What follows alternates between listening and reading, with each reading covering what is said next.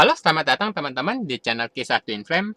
Mungkin teman-teman yang tertarik dengan hal-hal yang berhubungan dengan Twin Flame, atau justru dalam hubungan Twin Flame, teman-teman dapat mengikuti channel ini. Jadi silakan di like, silakan di subscribe, kalau ada komentar silakan tuliskan di kolom komentar. Oke, kali ini saya bersama dengan teman saya, sama Angel ya, manggilnya Angel Ya, aja. Angel Oke, aja deh. Angel aja. Heeh. Oke, apa nih yang mau di-share kira-kira? Mm-mm. Jadi Oke. tentang kan Angel ini kan ya sebelumnya kita udah cerita bareng juga, udah ngobrol bareng juga. Mm-mm. Yang lu sadar sendiri kalau lu juga ternyata ternyata ada hubungan twin flame juga, ada perjalanan twin flame Mm-mm. juga selama ini. Terus ya awal mulanya bagaimana sih? Coba deh kira-kira yang mau diceritain atau mau disampaikan awal mulanya seperti apa dulu? Oke. Hmm, hmm, Jadi gue sih sebenarnya pengen share itu mungkin hmm. dari gue kecil ya. Jadi gue Oke. nggak Hmm. share dari sejak gue ketemu Twin Oh, Flame, tapi oke, oke. gue mungkin share dulu dari sejak gue kecil. Jadi biar teman-teman pendengar nanti itu bakal dapat big picture-nya gitu. Jadi Hmm, perjalanan hmm, ini sebenarnya itu dimulai itu dari sejak gue kecil gitu. Jadi hmm, hmm. cuman mau ngasih message sih sebenarnya kalau ini ternyata perjalanan yang sudah ditakdirkan sama Yang Maha Kuasa buat gue istilahnya kayak ngikutin gitu. Jadi udah memang dari sejak gue kecil itu di atas itu udah bikinin skenario yang bener-bener cantik banget gitu kan. Jadi Hmm, hmm. memang semenjak sebelum ketemu Twin Flame itu sudah bener-bener kayak ada tanda-tandanya gitu yo gitu, dan ada Hmm, perjalanan yang memang harus saya capai dulu atau saya harus jalanin dulu sebelum saya ketemu dengan Twin Flame saya gitu. ya, paham, Jadi paham. awal mula itu Hmm, waktu gue kecil sih ini mungkin kenalin dulu ya, saya kan ya, Angel, saya usia hmm, kurang lebih itu 30-an tahun, hmm, dan saat ini itu gue bekerja di salah satu perusahaan swasta di Jakarta gitu. hmm. Dan aslinya sih saya bukan orang Jakarta ya, jadi Oh, memang dari daerah gitu kan, dari luar Pulau Jawa, dan hmm. merantau ke Jakarta kurang lebih itu belasan tahun yang lalu lah, belasan tahun yang Oh, lalu pertama kali merantau ke Jakarta dan ya keterusan sampai hmm, sekarang gitu. Dan di ah, keluarga pun juga saya anak sulung dari hmm, 5 bersaudara, hmm, dan waktu saya kecil pun juga sebenarnya hidupnya itu ya boleh dibilang keluarga menengah ke bawah ya. Jadi secara hmm, ekonomi pun juga kami menengah ke bawah gitu hmm, kan. hmm, Dan kedua orang tua saya itu menikah sangat muda gitu. Jadi masih hmm, belasan tahun itu sudah menikah gitu, dan hmm, eh, memang di saat mereka mungkin masih istilahnya kayak harus bersenang-senang dengan masa hmm, mudanya gitu kan, hmm, terus hmm, mungkin hmm, mengejar mengejar cita-cita, belajar dan segala macam, main sama teman-teman, itu mereka harus menikah gitu. Mereka harus menikah, hmm, dan di usia yang belasan itu mereka sudah memikul tanggung jawab yang besar, mempunyai anak, yaitu saya gitu, anak hmm, pertama. hmm, Nah, ya masa kecil saya itu dihiasi dengan istilahnya kayak KDRT orang tua lah ya. Jadi orang oh, tua ini tidak harmonis gitu. Orang tua paham, paham. ini tidak harmonis, dan karena memang waktu saya besar, waktu saya gede itu saya memaklumi gitu, karena usia mereka tuh masih sangat muda gitu pada saat mereka menikah. Jadi otomatis mereka itu masih istilahnya belum bisa mengendalikan ego masing-masing gitu kan. Hmm, Jadi hmm, makanya masa kecil saya itu dihiasi dengan melihat kedua orang tua saya itu yang tidak harmonis gitu. hmm, Jadi dulu itu saya ingat banget, sering banget gitu kan, sering banget itu melihat mereka bertengkar gitu kan. Awalnya itu mungkin saling adu mulut gitu kan, hmm, tapi hmm, lama-kelamaan itu berkembang gitu loh, lama-kelamaan berkembang, saling menyakiti satu sama lain gitu. Bahkan pernah dulu tuh inget gitu, mereka itu sudah dalam tahap pernah ya hmm. saling pengen ngilangin nyawa masing-masing gitu loh. Oh, Jadi ya kayak ampun. Hmm, kayak jadi waktu kecil itu kayak berasa kayak pemandangan saya kok kayak nggak enak banget gitu ya, ya. Jadi paham, mungkin paham, paham. di teman-teman saya mungkin yang saya ngelihat kan mungkin orang tuanya harmonis, jadi Hmm, benar-benar meluangkan waktu untuk teman-teman saya gitu kan misalkan. hmm, Sementara saya sendiri pun juga kayaknya kok pemandangan saya beda gitu. hmm, Jadi hmm, dan juga seperti saya bilang tadi, waktu saya kecil itu keluarga saya ekonominya menengah ke bawah gitu kan. Jadi hmm, kayak hmm, kita hidup pun juga ya pas-pasan banget gitu, pas-pasan hmm, banget buat makan gitu kan, dan pas-pasan buat sekolah lah. Masih untung itu kami masih bisa makan, masih bisa sekolah gitu kan. Walaupun memang ya sangat ini ya, sangat maksudnya kayak sangat struggle ya, maksudnya sangat Hmm, berjuang gitu loh oke oke. dengan kehidupan sehari-hari gitu. Dan mama papa saya pun juga maksudnya karena mereka juga bukan orang yang berpendidikan tinggi ya, Hmm, itu ya pekerjaannya pun juga ya pekerjaan yang memang sederhana gitu loh, hmm, hmm, pekerjaan hmm, yang hmm, hmm, sederhana gitu. Nah, tapi memang kedua orang tua saya di samping mereka juga maksudnya bertengkar kurang harmonis segala macam, tapi secara materi saya hmm, masih bisa makan, saya masih hmm. bisa minum, saya masih bisa sekolah gitu kan, masih tercukupi lah secara Ah, materi gitu, hmm. masih tercukupi secara materi. Dan kemudian kan adik-adik saya lahir, ada 4 orang nih Oh, ceritanya, dan memang jaraknya pun juga tidak terlalu jauh dari umur saya gitu. Jadi jadi 5 bersaudara ini. ya, 5 bersaudara Oh, nih, oke. lima Hmm, hmm, bersaudara. Jadi jaraknya tidak terlalu jauh dari saya dan hmm, adik saya yang kedua itu sakit-sakitan gitu. Dan hmm, ada 2 adik saya yang sakit-sakitan gitu. Jadi otomatis itu menyedot perhatian kedua orang tua saya di situ semua gitu. Jadi jadilah saya ini walaupun tercukupi secara materi gitu kan, tapi hmm, secara kasih sayang dan perhatian ini sangat kurang gitu, hmm, sangat kurang. Jadi memang ya dulu waktu saya kecil ya saya kalau misalkan punya masalah gitu kan ya saya hmm, selesaiin sendiri gitu kan saya, hmm, terus kalau pergi main ya main sendiri gitu kan, dan hmm, memang kayak ya udah sendiri aja gitu, sendiri aja. Dan mungkin kalau boleh dibilang dewasa sebelum waktunya kali ya, karena hmm, pada saat saya kecil pun karena terbiasa juga menghandle semuanya sendiri, dan saya juga sudah dibebankan sama orang tua saya buat membantu menjaga adik-adik saya gitu. Jadi kayak sudah dibebankan tanggung jawab gitu. hmm, Selain dengan harus menyelesaikan sekolah dan sebagainya. Nah, terus karena memang kurang perhatian, kurang cinta dan kasih sayang dari orang tua. Dulu waktu saya umur berapa itu? 7 tahun apa 8 tahun ya, itu hmm. sempat kena pelecehan seksual gitu. Oh, ya ampun. Hmm, Sempat kena pelecehan seksual. Dan itu 2 kali. Ingatnya umur 7 atau 8 tahun sama ada umur 10 apa 11 deh. Pokoknya 2 kali tuh, 2 kali kena hmm, pelecehan seksual. Dan sampai saat ini saya tidak pernah memberitahukan hal tersebut sama kedua orang tua saya gitu. Dan hmm. ya memang saya sama orang tua saya itu tidak dekat gitu loh. Jadi Oh, oke oke. nggak deket ya. Jadi kayak ya kalau di sekolah ada masalah apa segala macem nggak pernah cerita sama orang tua gitu. Jadi cuman Hmm, kayak ya dipendem sendiri, diselesain sendiri gitu. hmm, hmm, Jadi emang apa ya, maksudnya kayak udah struggle lah gitu dari kecil gitu kan. Jadi emang bener-bener kayak ngeliatin keluarga yang tidak harmonis gitu, orang tua yang tidak harmonis ya, maksudnya orang tua yang tidak harmonis gitu kan, terus kemudian struggle juga dengan kondisi finansial, ya hmm, struggle juga dengan kekurangan kasih sayang, cinta sama perhatian gitu kan. hmm, Jadinya pas mulai remaja-remaja gitu, iya ke bawah gitu loh, ke bawah. hmm, Jadi hmm, semuanya diselesain dengan sendiri gitu. Jadi hmm, tanpa tanpa kayak maksudnya kayak cerita sama orang tua, dan orang tua pun juga ya mungkin saya maklum ya. Memang mungkin mereka yang penting anak ini tumbuh sehat, tumbuh nggak sakit-sakitan, tumbuh pinter deh pokoknya gitu. Tapi secara aspek psikologis mungkin kurang diperhatikan gitu loh. hmm. Kalau aspek materi ya tercukupi gitu, tapi mungkin aspek psikologisnya nggak tercukupi gitu kan.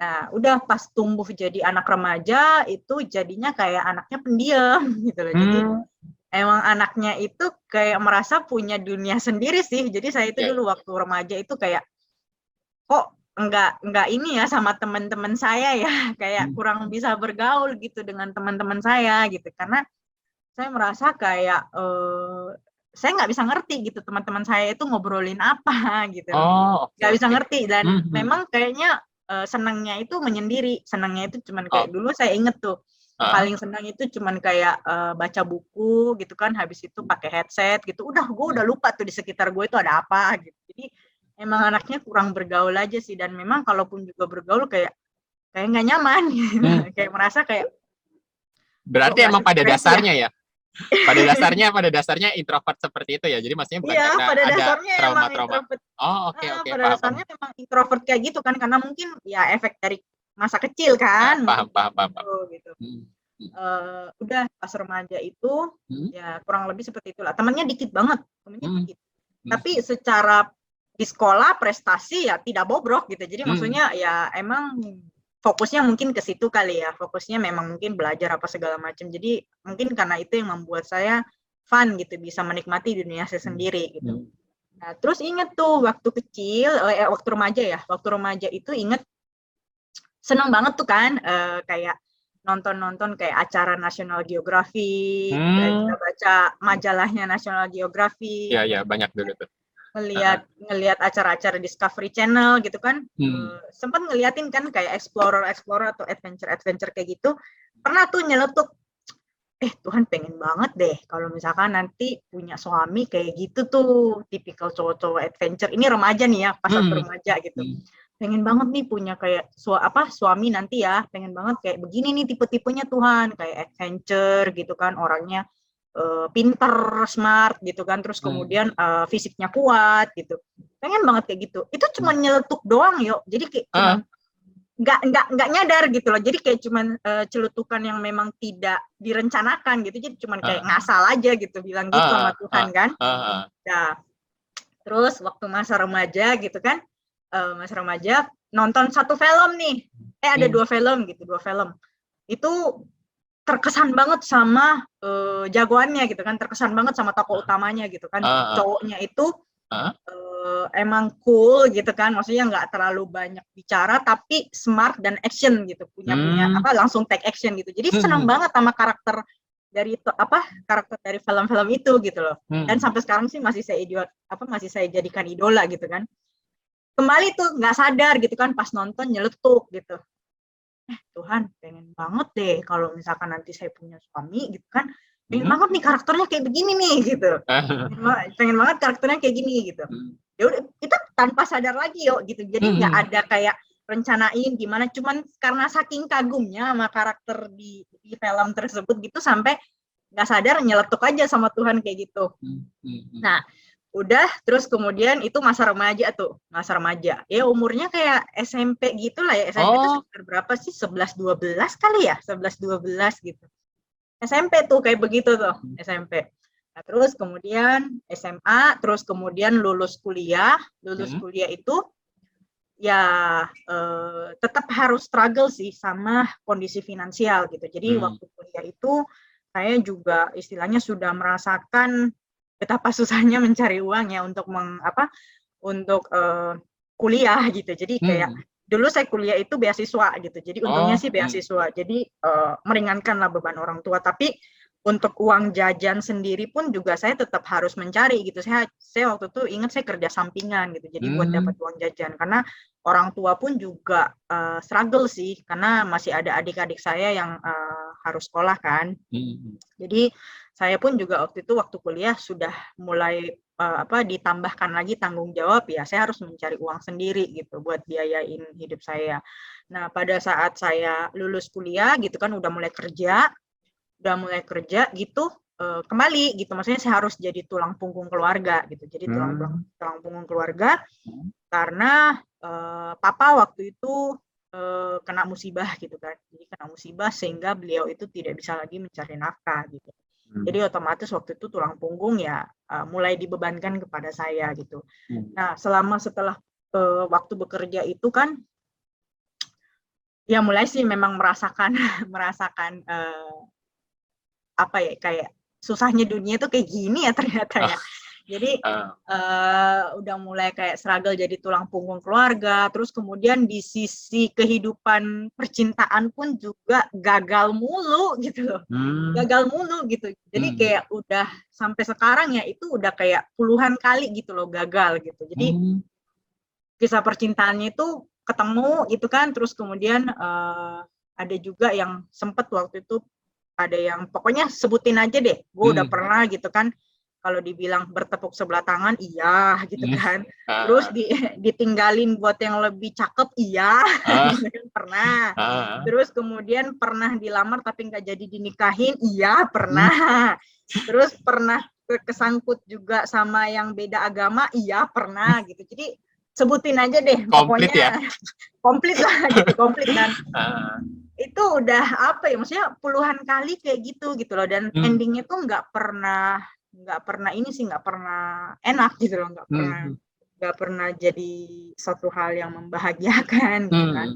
Jadi memang selama puluhan kali berhubungan atau mempunyai cerita dengan lawan jenis gitu kan, ya itu kalau boleh dibilang soulmate udah pernah, karmik iya udah pernah. Jadi yang paling banyak sih karmik ya, paling banyak karmik ya, paling banyak itu karmik gitu. Iya, karena memang. berasa kayak struggle sih sebenarnya, berasa kayak struggle nyiksa gitu kan. Cuman mungkin ada juga yang baik sih sebenarnya. Terus kalau soulmate juga udah, gue punya beberapa kali soulmate gitu, udah pernah berapa kali hubungan soulmate gitu. Tapi ya ujung-ujungnya ya kalau bukan berakhir jadi sahabat gitu kan, putus juga gitu loh. Iya, iya, Nah, terus kemudian pernah nih kan waktu saya kerja gitu kan, kerjanya sebenarnya tidak menetap di satu wilayah ya. Jadi waktu itu saya kerja pindah-pindah nih, pindah-pindah pulau gitu ya, pindah-pindah pulau. Ya pernah di Papua, pokoknya udah keliling Indonesia lah, udah keliling Indonesia. Tapi waktu itu ingat pada saat kuliah itu, pada saat udah kerja itu pindah-pindah gitu, kok ada dorongan ya, ada dorongan kuat gitu, pengen menetap di satu kota gitu. Pengen banget itu, gue harus ke Jakarta pokoknya, gue harus tinggal di Jakarta, gue harus kerja di Jakarta pokoknya. Nggak tahu kenapa gitu, jadi kayak pengen aja gitu, pokoknya gue harus ke sana gitu. Karena gue juga berpikir kayaknya waktu itu kayaknya gue nggak bisa dapat pasangan nih kalau misalkan kayak pindah-pindah kota begini. Terus kemudian kayak ada something sih yang mendorong saya itu untuk lu harus ke Jakarta, harus ke Jakarta gitu, pokoknya lu harus ke Jakarta. Udah waktu itu minta izin sama orang tua ya ngasih gitu, orang tua ngasih. Akhirnya udah tinggal di Jakarta, kerja di Jakarta gitu kan, bekerja gitu seperti biasa ya, kembali juga menjalani ya kisah percintaan dengan lawan jenis juga yang belum berakhir dengan bahagia gitu kan. Banyak banget gitu. Nah, pas satu hari 4 tahun yang lalu, itu pertama kali gue mendengar suara twin flame gue. Waktu itu gue tidak sadar kalau itu adalah twin flame. Gue nggak tahu gitu, maksudnya gue belum tahu apa-apa soal twin flame apa segala macam. Gue nggak tahu apa-apa gitu. Gue baru tahu istilah twin flame ini setelah jalan beberapa tahun gitu, baru gue tahu astaga ternyata gue twin flame ya gitu kan. Udah, jadi pas waktu itu pertama kali dengar suaranya. Jadi dengar suara dulu nih. Jadi nggak ada orangnya, suaranya muncul gitu. Jadi suaranya gitu. Cuman memang pada saat sebelum saya ketemu itu memang saya lagi menjalani hubungan dengan karmik saya.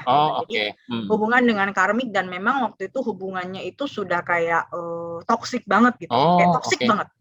Toksik banget.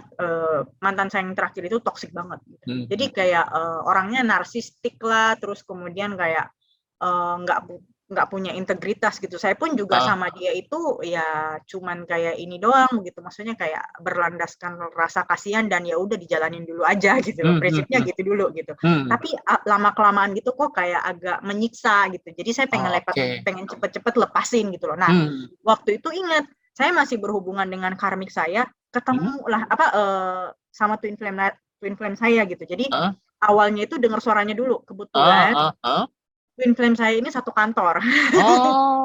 Bukan satu kantor sih, lebih tepatnya satu perusahaan ya, lebih tepatnya itu satu perusahaan. Dan waktu itu saya lagi ada ada semacam kayak harus interview orang-orang karyawan lama gitu ya, harus interview karyawan lama. Ya kebetulan random lah dapet namanya dia gitu, namanya dia. Jadi awalnya itu cuman kayak biasa aja gitu, interview karyawan biasa gitu kan, ngobrol-ngobrol biasa. Tapi dia begitu jawab telepon saya, begitu dia sebut namanya, dan begitu dia istilahnya kayak bicara gitu kan, kok ada perasaan aneh gitu loh.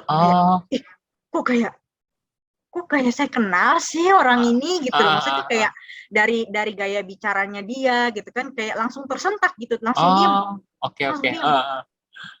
Kayak kenal ya orang ini ya gitu. Jadi saya yang biasanya itu ya tenang-tenang aja kan, interview atau bicara dengan orang gitu, tiba-tiba ini harus duduk dengan baik gitu kan, terus denger ini siapa ya gitu, kok kayak familiar banget gitu. Tapi itu baru pertama kali saya kontak dia, baru pertama kali saya berbicara sama dia.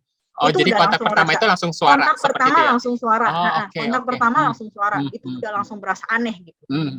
Berasa aneh. Kayak kenal banget sama orang ini gitu kan. Tapi sebelumnya nggak pernah ketemu gitu, nggak pernah ketemu sama sekali. Ya udah, akhirnya ngobrol-ngobrol gitu, semakin dia ngobrol, kok saya semakin merasa aneh gitu loh. Merasa aneh kayak, gila ini orang siapa ya? Kok kayak gue kenal banget gitu sama ini orang gitu. Nah, akhirnya setelah tutup telepon itu, gue nanya teman-teman gue kan, lu tahu nggak sih siapa orang ini gitu? Oh iya, itu memang karyawan lama gitu loh. Emang lu nggak pernah ketemu? Enggak, gue nggak pernah ketemu. Baru pertama kali nih gue dengar suaranya, gue pertama kali telepon. Emang dia siapa gitu loh? Maksudnya dia di bagian apa gitu kan? Terus kemudian udah berapa lama gitu kan kerja segala macam. Jadi udah mulai kepoin gitu kan? Udah mulai kepoin soal orang ini gitu. Karena merasa perasaan aneh gitu yang memang berbeda dari sebelum-sebelumnya gitu. Udah kepoin gitu kan? Nah, terus nggak berapa lama, beberapa bulan sejak kita kontak pertama, berbicara pertama kali itu, tetap nyari tahu, tetap penasaran, ini orang kayak gimana sih gitu. Cuman waktu itu memang kan karena kesibukan ya, jadi kayak maksudnya pikirannya juga ke distract sana sini segala macam ya. Waktu itu tetap fokus sama kerjaan dulu gitu. Tapi memang tetap di dalam hati itu ada rasa penasaran, ini siapa gitu. Gue pengen ketemu gitu kan. Gak berapa lama dong, sebulan 2 bulan dari gue kontak pertama, nelfon gitu kan, tiba-tiba saya dipanggil sama atasan saya gitu kan. Dipanggil sama atasan saya, atasan saya bilang gini, saya ada project nih gitu kan, ada projectnya bla bla bla seperti ini gitu. Terus si atasan saya itu minta saya, lu nyari deh orang ini gitu, lu nyari orang ini, dia bisa bantuin lu buat bikin project ini gitu kan. Oh ya udah, saya ngeliat kan, ini kok namanya agak familiar ya gitu. Ini orang yang saya telepon waktu itu gitu loh. Ini Jadi orang yang kayak saya dipaksa telepon. ketemu ya? Kayak dipaksa ketemu gitu loh, kayak dipaksa ketemu gitu. Akhirnya kan waktu pertama kali dikasih tahu, saya harus nyari orang ini. Ya udah saya kontak dia lah, saya cari nomor kontaknya gitu kan, maksudnya nomor WhatsApp-nya ya, nomor WhatsApp. Kalau dulu kan sebelumnya kan pakai nomor telepon kantor kan waktu pertama kali berbicara gitu. Sekarang cari nomor WhatsApp-nya. Pertama kali kontak dia, lama banget dibales. Buset, ini lama banget ya dibales ya. Lama banget dibales gitu kan, dan jawabnya juga singkat-singkat gitu. Pada saat udah lama dibales, jawabnya juga singkat-singkat. Aduh. Jadi kayak ngeblok duluan gitu lah, kayak ngeblok duluan gitu. Tapi berarti itu lama, itu udah dibaca duluan, cuma balasnya lama. Dibaca duluan tapi nggak dibales gitu, didiemin doang. Ya kesel kan, kesel banget gitu loh. Sementara juga dari atasan saya bilang, ya lu harus cepet ketemu orang ini gitu loh. Lu harus cepet ketemu orang ini supaya proyeknya bisa jalan gitu kan. Ya udah. Tapi waktu itu saya masih menghubungi dia via WhatsApp, belum ketemu ya. Jadi belum pernah lihat tampangnya dia sama sekali tuh kayak gimana. Jadi cuma via WhatsApp doang. Dan di WhatsApp itu nggak ada fotonya sama sekali, nggak ada foto profilnya gitu loh. Jadi cuma kayak gambar-gambar absurd gitu kan. Nggak ada fotonya sama sekali. Jadi gue sendiri waktu menghubungi dia itu nggak tahu mukanya tuh kayak gimana gitu loh. Tampangnya kayak gimana gue nggak tahu gitu. Bentuk badannya seperti apa, terus mukanya kayak gimana nggak tahu gitu.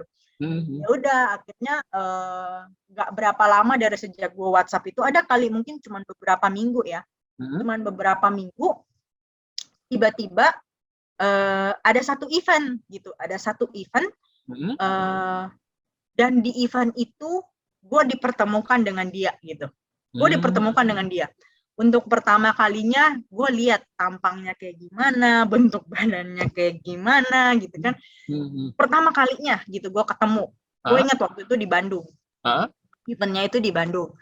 Dan begitu gue ketemu pertama kali, gue langsung keringat dingin. Gue langsung kayak merasa kayak ada something yang sangat-sangat beda gitu loh. Jadi perasaannya itu ada dua gitu kan. Perasaan pertama itu kayak gue kayak ketemu sesuatu yang udah lama hilang gitu, yang gue cari gitu. Paham. Ini kayaknya kayak gimana ya, kayak maksudnya kayak mirip banget sama idola gue yang waktu lalu gue nyeletuk gitu kan sama Tuhan kan. Gue langsung inget, perasaan dulu waktu gue sekolah pernah nyeletuk gitu kan, pengen dapat suami kayak begini nih bentuknya. Tadi kan ini dikasih lihat sama Tuhan gitu, secara fisiknya, secara wujudnya. Nih yang lu minta nih depan mata lu nih gue kasih nih gitu. Ini kayak berasa perasaannya itu, lu kemana aja, gila gue udah belasan tahun lo nyari lu, nunggu lu gitu loh. Jadi perasaannya kayak gitu loh. Dan terus ada satu perasaan lagi gitu loh, jadi waktu itu ada kayak dua perasaan gitu. Ada satu perasaan lagi tuh yang kok hatinya kayak nusuk banget ya, jadi kayak sakit banget gitu loh. Hmm. Kayak gue merasa orang ini tuh punya luka batin yang sangat-sangat dalam gitu. Oh, Jadi oke. kayak merasa kayak kok sakit banget ya hati gue ya, padahal gue baru pertama kali ketemu loh. Dan Paham. langsung berasa kayak orang ini tuh bangun tembok tinggi banget. Bangun tembok tinggi banget. Jadi kayak susah banget dimasukin gitu. Jadi itu dua perasaan itu yang gue langsung ketemu pada saat gue ngeliatin ketemu orang ini pertama kali gitu. Langsung gitu. Jadi kayak berasa aneh sih, maksudnya kayak gue nggak pernah ya selama gue puluhan kali gitu jatuh cinta, putus cinta, patah hati segala macam, baru ketemu orang baru pertama kali gitu loh, gue ketemu orang perasaannya tuh aneh kayak begini, nggak pernah seperti ini sebelumnya, nggak pernah sama sekali gitu. Dan pada saat ketemu dia pun berbicara sama dia ya awkward ya, maksudnya kaku gitu kan, gue udah kayak nervous setengah mati gitu loh, nervous setengah mati gitu kan. Dan apa waktu pertama ini baru hari itu kan hari pertama kita ketemu itu gue udah mulai perasaan yang aneh gitu kan. Nah besoknya kita ketemu lagi karena memang waktu itu eventnya itu kan 3 hari ya, eventnya itu 3 hari gitu. Jadi hari pertama gue ketemu gitu secara fisik lihat langsung. Nah hari kedua itu gue ketemu sama dia, ngobrol sama dia, tapi dia udah istilahnya kayak kita udah kayak temen biasa gitu maksudnya kayak udah mengenal kayak lama banget gitu loh. Dia udah kayak berani ngasih tahu gitu kondisi kerjaannya dia gimana, dia terus ngasih tahu kondisinya dia seperti apa. Gue berasa aneh ya? Iya kayak terbuka banget gitu. Gue berasa aneh kayak, hello, lu baru ketemu gue 1 hari loh, belum 24 jam loh lu ketemu sama gue gitu loh.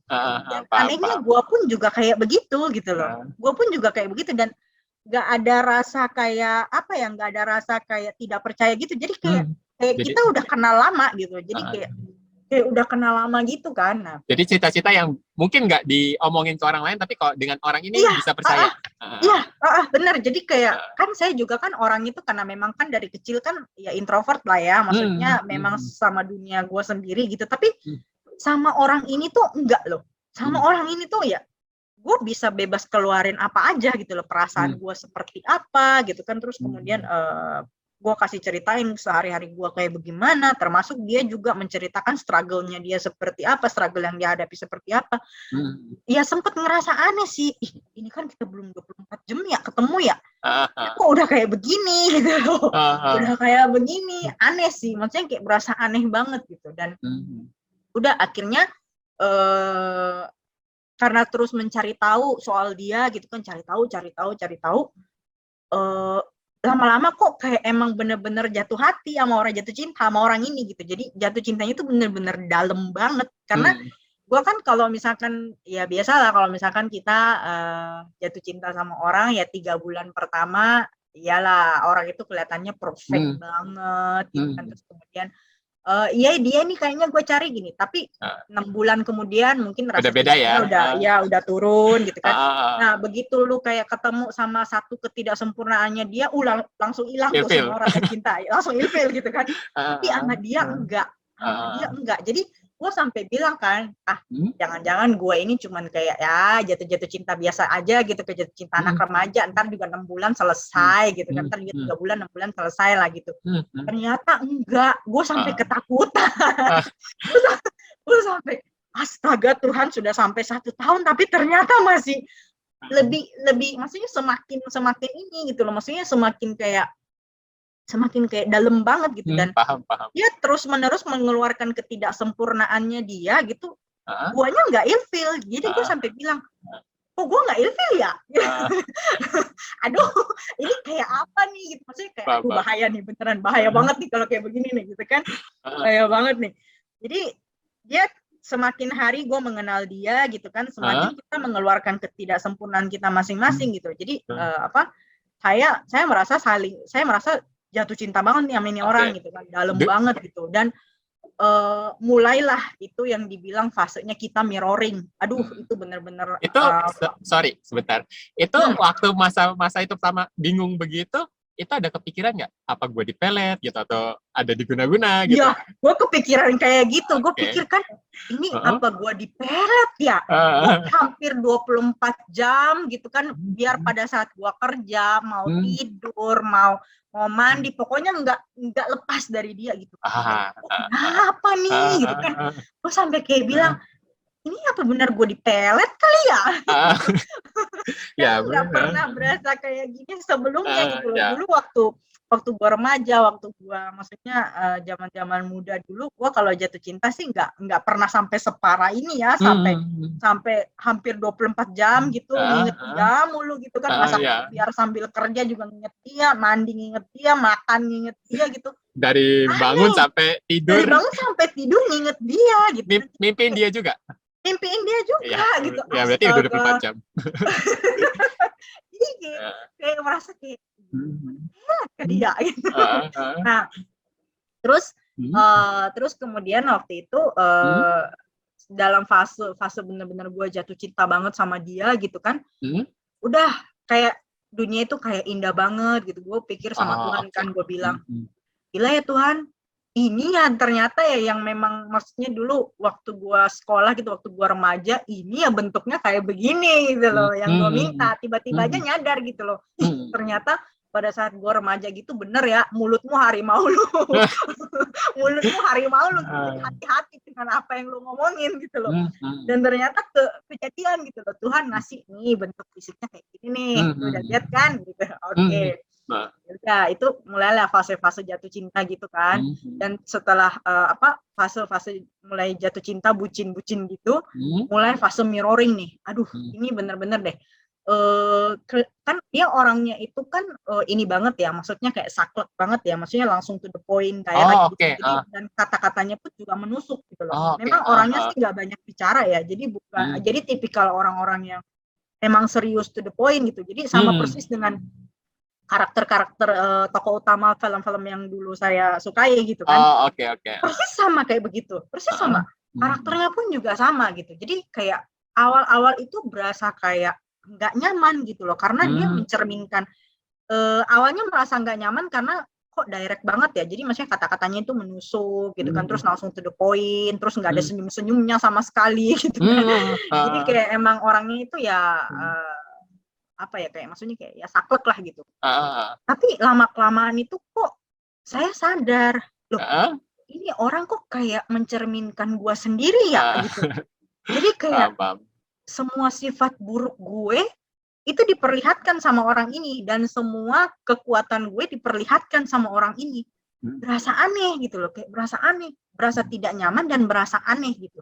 Tapi di satu sisi gue tetap jatuh hati sama dia gitu, tetap cinta sama orang ini, tidak ilfil ya, tidak ilfil karena dia menunjukkan ketidaksempurnaannya, enggak gitu. Justru malah kok gue berasa nggak pernah nih kayak gini gitu. Dia kayak bener-bener kayak men-trigger gue itu, ini nih kelemahan lu kayak begini nih gitu kan, maksudnya sifat buruk lu kayak begini gitu. Malah waktu itu sempet kita pernah bertengkar gitu kan, kita pernah bertengkar di salah satu, bukan bertengkar secara panjang ya, jadi cuman kayak sedikit adu mulut lah, sedikit adu mulut gitu.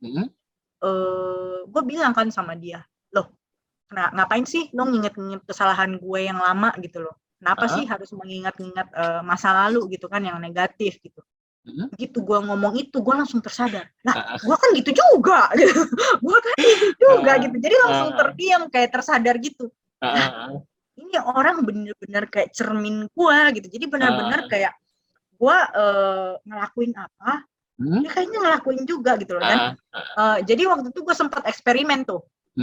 Gue sempet eksperimen. Jadi orangnya ini kan memang orangnya kan saklek kan, nggak ada kayak senyum-senyumnya, nggak ada kayak ramah-ramahnya gitu segala macem. Nah, karena saklek kayak gitu, gue pun juga saklek gitu kan. Jadi chaos nih ceritanya, chaos. Gitu. Terus gue pikir kan, gue coba eksperimen gitu kan. Gue coba gue ramah gitu. Jadi seberapa sakleknya dia, gue akan balas dia dengan yang istilahnya kayak berlawanan dengan berlawanan yang sikap dia. Jadi misalkan sikap dia saklek ke gue akan sikap gue ke dia itu berlawanan. Jadi gue fleksibel, ramah segala macem gitu. Gue pengen coba nih, coba. Dan ternyata itu bener. Sekian lama gue gituin terus-menerus, akhirnya dia ikutan jadi orang yang ramah gitu. Oh, oke gitu. Gue dapet nih polanya nih, gue dapet polanya nih. Gitu terus gue coba lagi kan waktu itu, gue inget gue pada saat gue mengenal dia itu gue kayak punya dua perasaan gitu loh.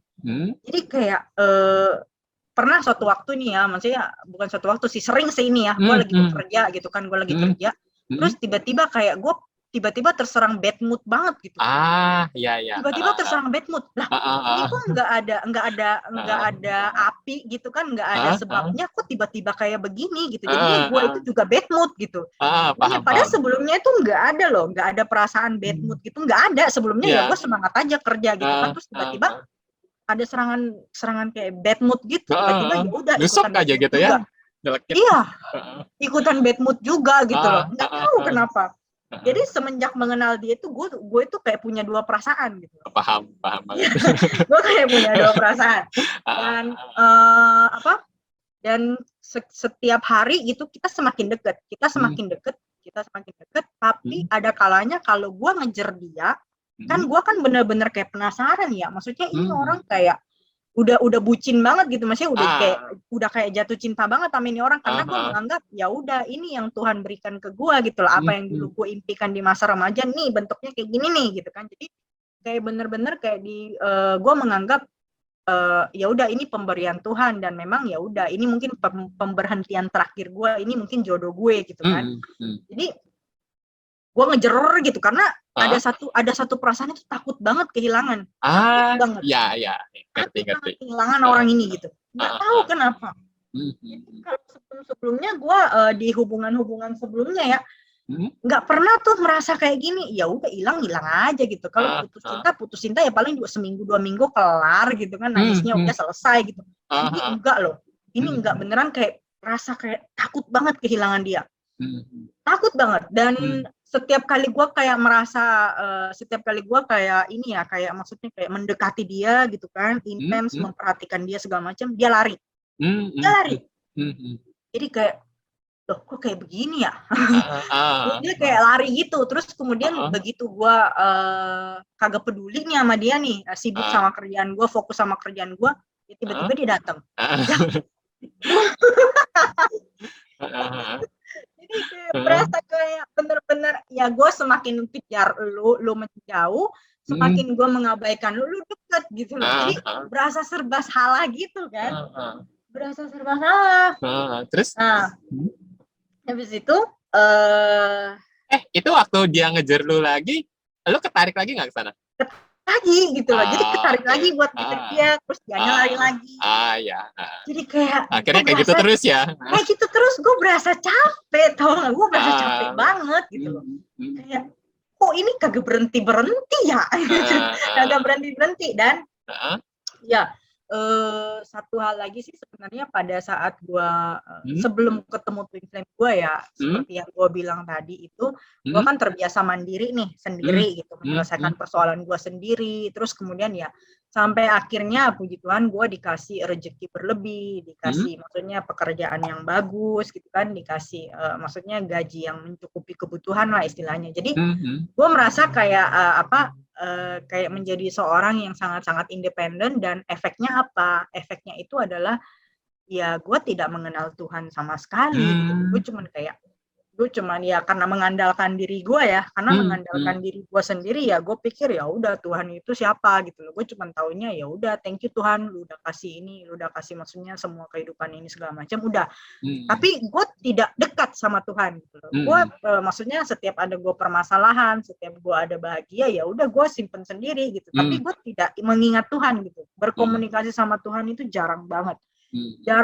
Dan ya mungkin gue ke tempat ibadah pun juga ya bisa dihitung jari gitu. Itu pun karena suruhan orang tua aja gitu, bukan secara kemauan sendiri. Jadi semenjak sebelum gue ketemu TF ini ya hubungan gue dengan Tuhan nggak bagus gitu loh. Maksudnya gue bukan sesuatu hal yang bisa dibanggakan lah gitu, dan memang gue tidak deket. Nah, semenjak gue ketemu Twin Flame ini ya karena gue frustasi nih tadi fase gue itu kok gue mengejar dia menjauh, terus kemudian gue mengabaikan dia datang gitu, gue frustasi gitu loh, dan membuat gue itu punya ego sih, maksudnya di situ gue baru tahu nih kalau ternyata gue punya ego sebesar itu gitu. Karena gue dulu terbiasa sendiri, semuanya sendiri, mandiri segala macam, gue terbiasa mengontrol situasi gitu. Gue terbiasa mengontrol situasi dan mengendalikan semua hal yang terjadi gitu. Jadi kayak misalkan contoh nih ya, misalkan nih gue mau ke satu tempat gitu. Oh, di tempat itu nanti gue akan bikin A, B, C, D. Jadi di bayangan gue itu sudah ada apa yang harus gue lakukan. Gitu. Nah, jadi udah terbiasa mengatur masa depan gue sendiri gitu kan. Mengatur masa depan gue sendiri, dan begitu itu tidak sesuai dengan kondisi seperti yang gue bayangkan, itu benar-benar sangat kecewa banget. Iya, jadi kayak gitu ya? stres banget gitu. Dan ya itu terbiasa seperti itu, terbiasa mengendalikan semuanya gitu loh. Terbiasa mengendalikan semuanya karena memang gue mengandalkan diri gue sendiri gitu. Nah, semenjak gue ketemu Twin Flame ini, itu benar-benar dibabat habis-habisan. Benar-benar dibabat. Itu yang sangat-sangat sakit gitu. Jadi kayak misalkan nih, contoh nih, saya mau ketemu Twin Flame gue. Oh, nanti Twin Flame gue bakalan ngomong kayak begini, nanti kondisinya kayak begini. Jadi sebelum gue ketemu, gue udah bayangin gitu kan. Gue udah bayangin gitu. Oke, situasinya nanti harus kayak begini, harus kayak begini, harus kayak begini gitu. Jadi egonya besar banget. Egonya gede banget gitu. Jadi kayak udah mengendalikan masa depan lah istilahnya. Iya, paham. Mengendalikan masa depan. Dia kayak gitu juga nggak tipenya? Dia juga tipenya kayak gitu. Tipenya juga kayak gitu. Nah, udah, jadi disitulah itu ego gue benar-benar dikikis banget sama Tuhan. Jadi bukan cuma 1-2 kali ya gue mengendalikan masa depan, terus kemudian karena tidak sesuai dengan yang gue harapin, gue kecewa. Itu bukan 1-2 kali gitu loh. Jadi itu mungkin ratusan kali mungkin hampir setiap hari. Jadi Tuhan itu benar-benar kayak bilang, ada gue loh, lu jangan ngendaliin masa depan gitu loh, lu jangan membuat rencana sendiri gitu, jangan menentukan hidup lu sendiri gitu. Jadi kayak bener-bener diingetin gitu lah ya. Kayak bener-bener diingetin terus menerus, kan dasarnya gue dablek kali ya. Nggak ini kan, maksudnya nggak karena egonya juga besar gitu. Jadi kayak ditegur sama Tuhan ya tetap aja kayak begitu, bikin kayak gitu lagi, sampai akhirnya itu gue nyatain perasaan gue sama Twin Flame gue, karena gue bener-bener udah kayak bener-bener kayak nggak tahan gitu loh, kayak nggak tahan banget, pengen banget milikin dia, obsesi banget, pengen banget milikin dia gitu, karena gue takut waktu dia dideketin sama beberapa orang kan, kayak merasa kayak takut gitu kan, dan ya di pikiran gue itu ya dia nerima gue gitu di pikiran gue ya, tapi ternyata itu enggak gitu loh, kondisinya enggak gitu. Jadi dia nolak gitu. Jadi dia bilang gue belum punya feeling sih sama lu gitu. Maksudnya gue nggak ada feeling gitu. Saat ini gue nggak ada feeling sama lu gitu. Dan ya udah, maksudnya itu kayak hancur sehancur-hancurnya sih sebenarnya gitu. Itu kurang lebih 1 tahun sejak kita pertama kali ketemu gitu. 1 tahun sejak ketemu terus nyatain. Iya, terus nyatain gitu. Karena gue merasa kayak perasaan gue itu kayak beda gitu, aneh gitu kan, aneh gitu. Aneh banget, dan ya gue kayak harus milikin dia gitu loh. Kayak harus milikin dia. Dan anehnya itu setelah gue nyatain kayak gitu, kan kalau misalkan kayak sebelum-sebelumnya hubungan gue sebelum-sebelumnya gue nyatain sama orang gitu, ya orang itu tiba-tiba kayak menjauh gitu kan. Iya. Ini dia enggak gitu loh. Dia enggak. Jadi tetap aja ya. Deket gitu, malah kita semakin deket gitu loh. Malah kita semakin dekat. Kita semakin deket, dan dia mulai ngasih ngeluarin luka batinnya dia, keluarin masa lalunya dia. Surprisingly, dengan dia mengeluarkan semua luka batinnya dia, dengan mengeluarkan semua masa lalunya dia yang buruk banget gitu kan, gue jadi tersadar, loh, kok ini orang masa lalunya kurang lebih sama ya sama kayak gue ya gitu. Terus luka batinnya juga kurang lebih sama kayak gue gitu loh. Dan pada saat dia mengeluarkan cerita luka batinnya dia, itu benar-benar sangat menyayat hati gue. Gue nggak tahu, gue belum pernah sama sekali istilahnya kayak berinteraksi gitu kan, terus sampai begini gitu loh, berinteraksi sama lawan jenis terus sampai begini, nggak pernah gitu. Jadi dia nyeritain luka batinnya dia kan, luka batinnya dia karena orang tuanya dia gitu. Nyeritain luka batinnya dia, matanya sih berkaca-kaca gitu, tapi dia tidak nangis, matanya berkaca-kaca. Tapi begitu dia ceritain gitu kan segala macam, hati saya bener-bener sakit banget, sakit banget. Jadi kayak seolah-olah gue ngerasain apa yang dia rasain gitu, seolah-olah gue ngerasain gitu. Bukan seolah-olah sih itu sebenarnya Gue nangis banget begitu gue pulang ketemu dia kan, dari pas waktu gue ketemu kan dia ceritain tuh luka batinnya dia. Gue tahan nangis tuh pada saat diceritain, gue tahan nangis, tapi hati gue tuh udah sakit banget. Nah pada saat pulang gue nangis sejadi-jadinya. Gue bilang dalam hati gue aneh gitu loh, maksudnya gue belum pernah gitu gue kayak begini, belum pernah. Terus dia ceritain masa lalunya dia kan, surprisingly gue tidak ilfeel sama sekali gitu loh, malah semakin meyakinkan gue kayak ini orang yang lu cari gitu loh, ini orang yang selama ini lu tunggu-tunggu gitu.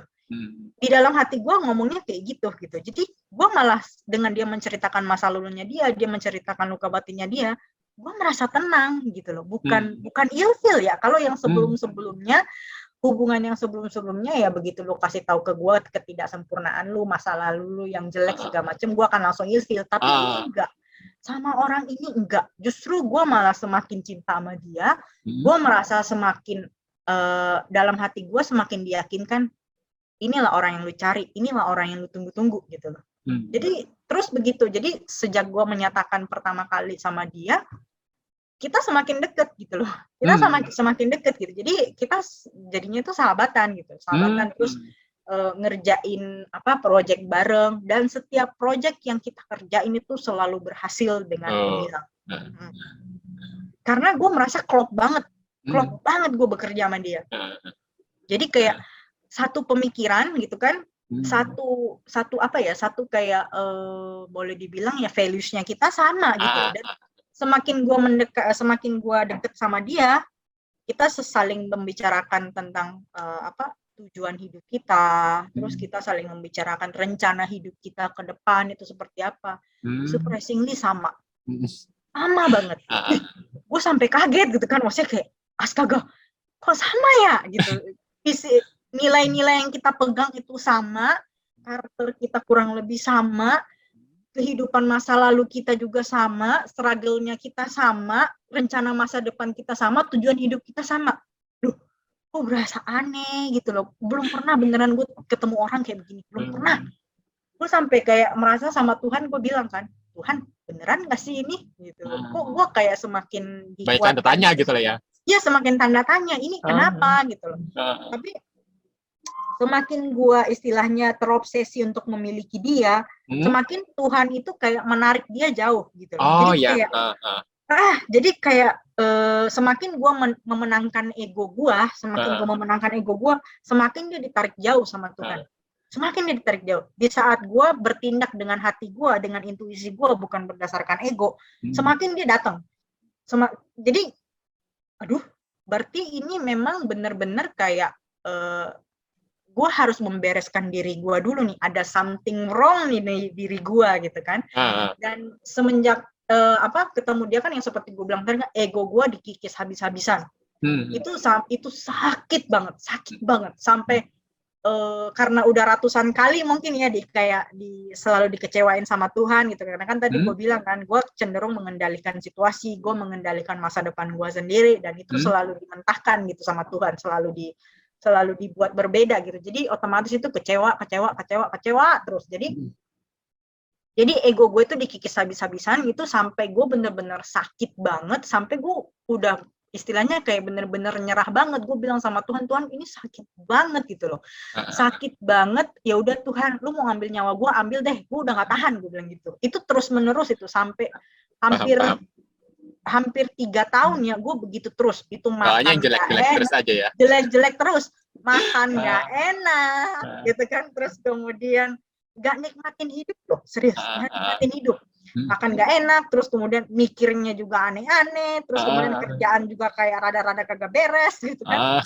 Dan gue inget gitu selama periode ego gue dikikis habis-habisan gitu kan, selama gue ketemu twin gue 3 tahun terakhir ini, berat badan gue nyusut drastis banget gitu, sampai orang-orang itu yang ketemu sama gue, ih lu sakit ya gitu. Paham. Bener bisa kayak gitu loh, jadi nyusut drastis banget karena bebannya berat banget gitu, berat banget. Itu egonya dikikis habis-habisan, dan semenjak ego gue dikikis habis-habisan, gue itu semakin deket dengan Tuhan gitu. Jadi kayak dulu itu ya pasti Tuhan gitu loh, gue cuma taunya ya udah gue dikasih hidup, gue dikasih berkat segala macam, ya gue say thank you aja gitu. Tapi gue tidak pernah menjadikan Tuhan itu sebagai teman curhat gue gitu apa segala macam, enggak gitu loh. Dan nggak pernah deket gitu kan, nggak pernah deket. Semenjak gue ketemu twin flame gue ya, itu gue semakin deket sama Tuhan. Kayak dipaksa balik gitu ya? Jadi kayak dipaksa balik gitu. Jadi kayak Tuhan itu negur, lu udah keterlaluan nih, lu udah terlalu jauh nih, lu balik deh sama gue gitu. Kayak benar-benar ditegur gitu loh, benar-benar ditegur. Kayak, lu itu punya hidup, bukan lu yang kendalikan ya, ada gue nih yang kendalikan hidup lu gitu. Percaya sama gue gitu. Jadi kayak seolah-olah Tuhan itu bilang kayak gitu loh. Dan gue dipaksa untuk kembali ke Tuhan gitu. Jadi semenjak gue ketemu twin flame gue itu hampir setiap hari itu gue berdoa sama Tuhan gitu kan.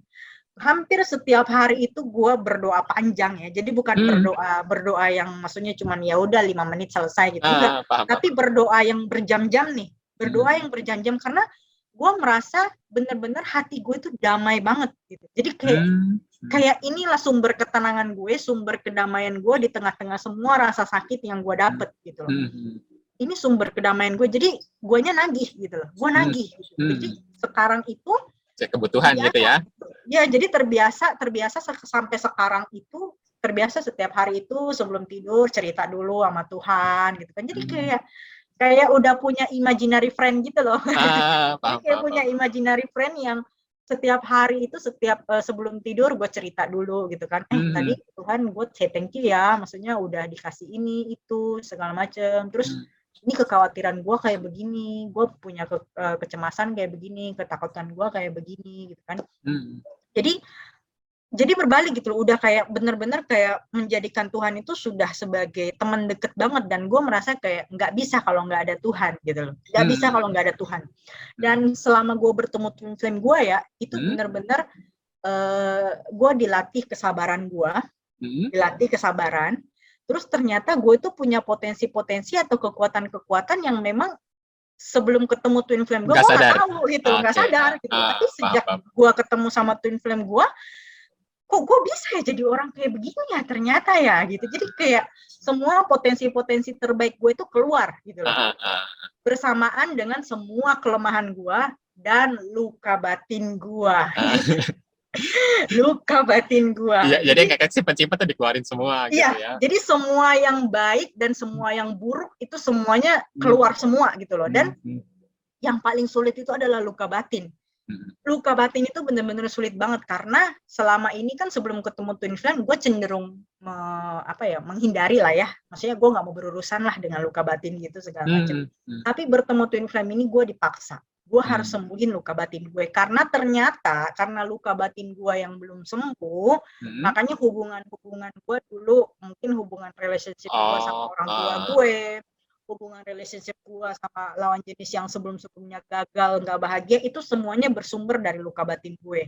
Jadi benar-benar dengan twin flame ini gue dikasih tunjuk, ini nih luka batin lu yang mesti disembuhin ya, ini nih potensi lu nih. Jadi benar-benar ketemu twin flame ini itu kayak kayak benar-benar kayak memicu lu itu untuk satu kembali ke Tuhan, memicu lu itu buat ngeluarin potensi terbaik lu gitu kan, menjadi orang yang lebih baik.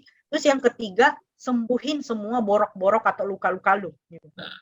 Jadi benar-benar kayak sakit gitu loh, sakit banget gitu. Pasti. Ini sakit yang paling sakit yang pernah gue alamin gitu kan. Tapi ujung-ujungnya gue dipaksa gitu loh, gue dipaksa untuk sembuhin semuanya, dan gue dipaksa untuk ya kembali deket sama Tuhan gitu kan. Dan Dan selama gue menjalani hubungan twin flame ini, gue jadi sadar, oh Tuhan ternyata ada ya.